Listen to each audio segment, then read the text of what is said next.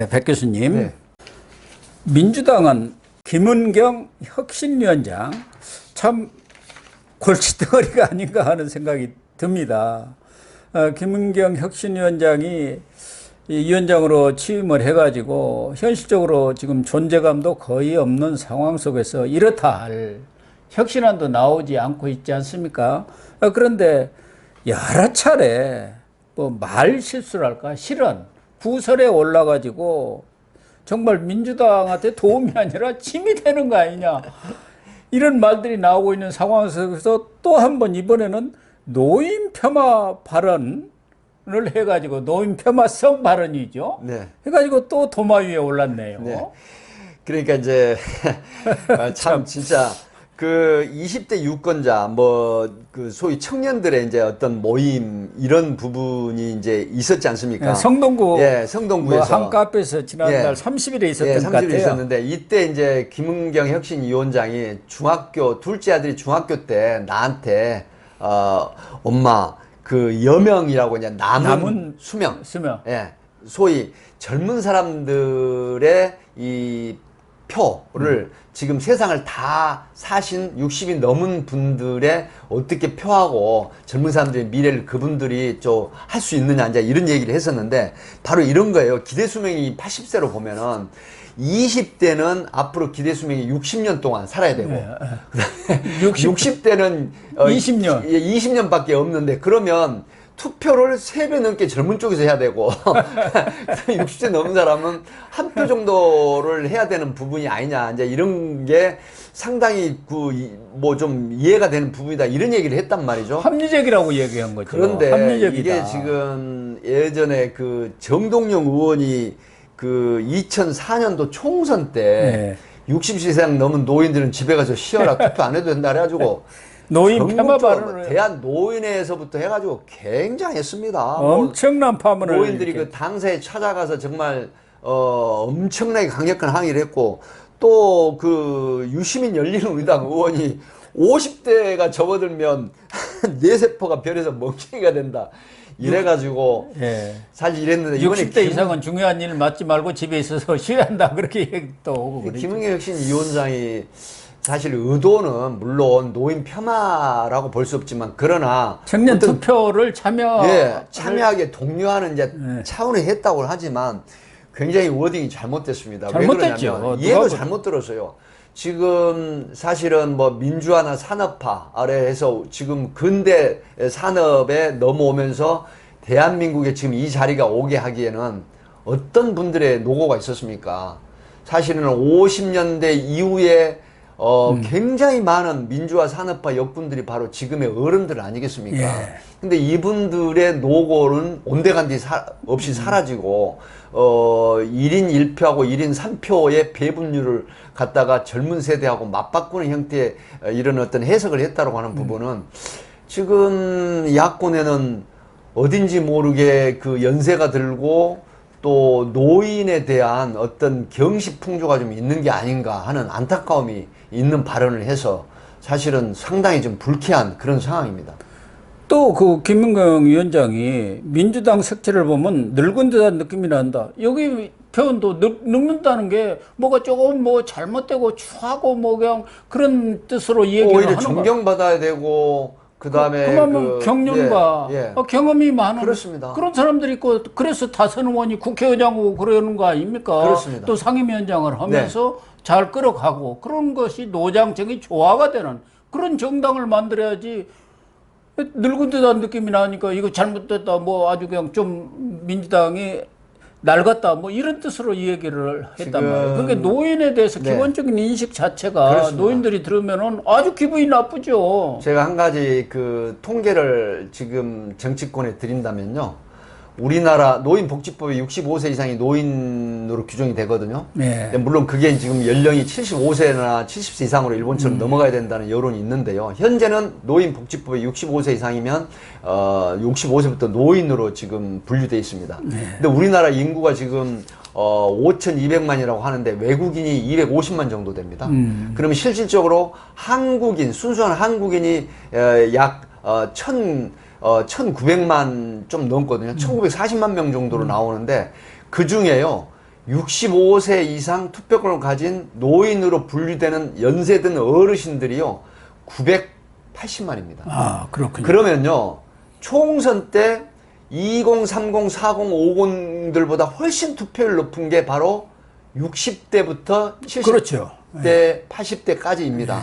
그러면 김은경 혁신위원장이 지금 뭐 의도는 어떻다고 하더라도 어딘지 모르게 노인을 폄하하고 비하하는 이런 부분들의 발언은 결코 현 야권 더불어민주당 쪽에 유리하지 않습니다. 더군다나 내년 4월 10일 총선 때요.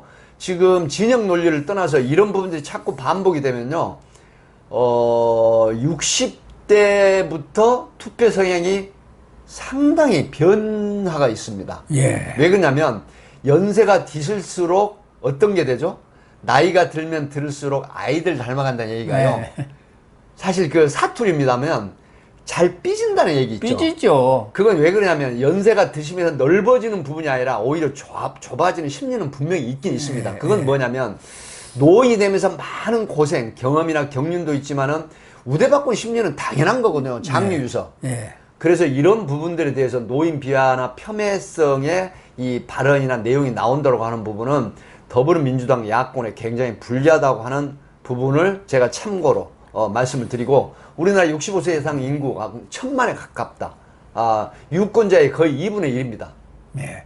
혁신위원장이 혁신적인 그런 발언을 해야 하는데 어쨌든 본인의 진위와는 달리 이런 그 표현들을 보면은 나이에 대한 어떤 차별이랄까 편견 이런 것들이 드러난단 말이에요. 그렇습니다. 본인은 아니라고 하지만 그렇기 때문에 이러한 그 편견이랄까 차별성 이런 노인 폄하 경시풍조 이런 인식을 과연 혁신위원장이 가져도 되느냐 하는 그런 말이 나올 수밖에 없는 것이고 또 하나는 그 중학교 아들 1, 2학년이 자녀 수명 그러니까 여명 수명에 비례해서 투표를 해야 한다.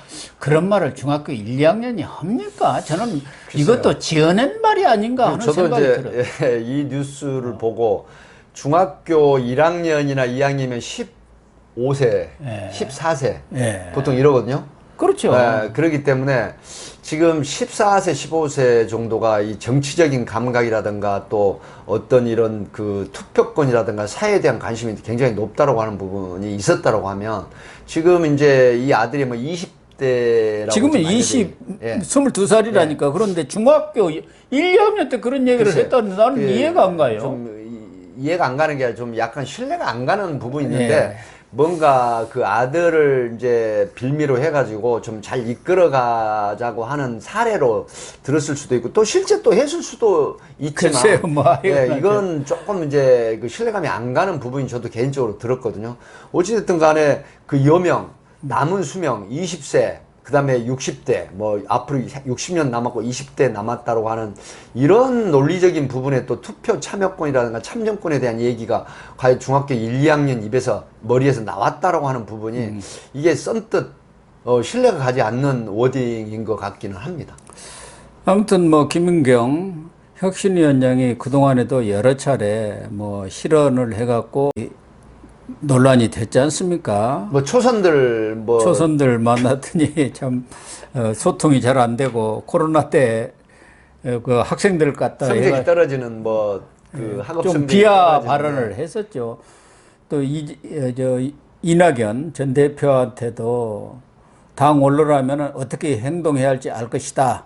당내 계파를 살려서 정치하려는 것은 부적절하다. 이렇게 하고 또 얼마나 반발을 받았습니까? 지금 혁신위원장이 정치적인 경륜이나 연배를 뭘로 봐서 이낙연 전 대표한테 그렇게 어떻게 보면 막말을 할 처지는 아니지 않습니까? 그러니까 김은경 혁신위원장이 이제 그 대체로 보면 이제 교수직에 있었지 않습니까? 그리고 정치적인 그 연륜이나 경력이 사실은 그 거의 뭐 없는 상황인데 이제 이분이 그 야권의 혁신위원장을 맡게 되니까 완장찬다라고 하는 얘기가 있거든요. 그러니까. 완장을 차게 되면 특권 의식이라든가 또 뭔가를 해내야 되겠다고 하는 그런 과욕도 생기는데 그럼에도 불구하고 지금 행태를 보면 정치권에서 나온 얘기가 이런 게 있지 않습니까? 혁신위원장이지만 언젠가 곧 소멸할 예. 파도, 포말, 부딪혔다 깨어지는 이 일종의 그 파도처럼 소멸될 그런 거기 때문에 크게 신경을 안 쓴다는 얘기를 귀담아 드려야 되는 게 정말로 국민이 원하고 당원이 원하고 또 정치 혁신을 위한 그런 어떤 혁신적인 제안이라든가 내용이 있다라고 하면 뭐 야권을 떠나서 국민적 지지도 있을 텐데 지금 야권의 그 김은기 혁신위원장은 굉장히 관심에서 멀어졌고 또 혁신안을 내놓는 게 거의 없지 않습니까? 없죠. 이런 부분은 혁신위원들까지도 지금 그 정치적인 감각이라든가 역량이 떨어지는 부분이 있다는 일부 비판이 있거든요. 그리고 지금 야권에서도 국회의원들이 굉장히 뭐 그 혁신위원이나 혁신위원장에 대한 기대가 없다라고 하는 부분이 흘러나오는 건 아마 이런 어떤 일련의 행동들이 언동들이 기인한 것이 아닌가 싶습니다. 뭐 국민의힘에서는 표를 계산해서 세대 갈라치기를 하는 것 아니냐 이렇게 비판을 했습니다만 뭐 꼭 그렇게까지 인식을 하고 하지는 않았다고 하더라도 김은경 혁신위원장이 그동안 해왔던 언행을 보면은 정치적으로는 좀 함량 미달이 아닌가. 뭐 학문적으로는 모르겠어요. 네. 그러나 정치적인 면에서는 함량 미달이 아닌가 이렇게 보여지고 서로가 잦다 보니까 서로가 네, 서로가 결국은 혁신이가 동력을 상실해 버린 거예요. 서로에 휩싸여 가지고. 예. 동력이 생기겠습니까? 그래서 혁신이가 무슨 안을 내놓더라도 그게 힘이 붙지를 못하는 그런 상황으로 가는 것 아닌가 하는 우려를 지금 낳고 있는 것 같습니다. 예, 시작 단계부터 이제 초재선 의원들에 대한 그 소위 말하면 폄하성 이런 발언부터 시작해서 이번에 그 어떻게 보면 중학교 1, 2학년 때 아들의 어떤 언동 이런 부분들을 빌어서 이제 그 청년들의 참정권 이런 부분을 이끌어낸다는 전략이었지만 그 이면에는 바로 그 여권에서 주장하는 그 어른들 소위 60대나 70대 80대 노인들에 대한 어떤 그 폄하성 내용이 분명히 존재한다라고 하는 부분을 귀담아 들여야 될 필요가 있다. 그래서 그 야권의 혁신위원이라고 하는 부분은 국민들로부터 당원들로부터 진정한 대의민주주의에 도움이 되는 이런 혁신안을 제시를 해야 되는데 그러지 못하고 계속 설화만 있기 때문에 뭐 당이나 당원이나 국민들로부터 지지를 못 받는 게 아닌가 하는 그런 분석이 현실적으로 존재한다는 걸 귀담아 들었으면 하는 바람입니다. 결론적으로 이재명 대표가 혁신위를 만들 때 진짜 당을 혁신해서 국민의 눈높이에 맞는 당으로 황골탈퇴를 시켜야겠다는 인식을 가졌으면 괜찮은데 그렇지 않고 국회에서 써먹을 만한 방탄 이 갑옷은 다 입어버렸어요. 그러니까